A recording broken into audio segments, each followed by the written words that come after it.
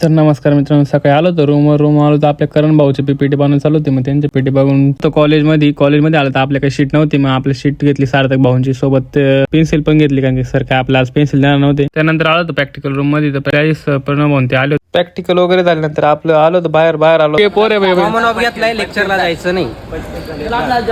त्यानंतर आलो तर अतिथीमध्ये. आता एका खाटी 4 जण गेले होते ऑर्डर द्यायला. मग आपण गपची बसून घ्या तर 5-6 जणांनी मिळून आपल्या वड्याची ऑर्डर दिली होती. मग आलो खात होते वडे पोरं आपल्या संग. खाऊन वगैरे झाल्यानंतर आपल्या आली ती घंटा गाडी. आता आपण आपले मित्र सापडत होता, पण एक पण भेटला नाही. हुशार झाले वाटतं पोरं. त्याच्यानंतर आपण केला थोडा मित्रांनो प्रँक आपल्या.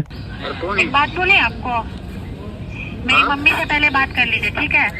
आपको बताएंगे अच्छे से क्या बोलना है उनको. मम्मी काय करे मिस कॉल मारा रे हरामखोर. कौन है किसने मारा मुझको? हेलो, अरे चोर का बच्चा, किसका मोबाइल नंबर है मालूम नहीं है तुमको? ये महाराष्ट्र में लगाया आपने फोन? महाराष्ट्र में? किसका मोबाइल नंबर तुमको मालूम नहीं है? ए सुन, महाराष्ट्र में लगाया तूने रंडी का फोन? जना तुमको पहले पूछना चाहिए.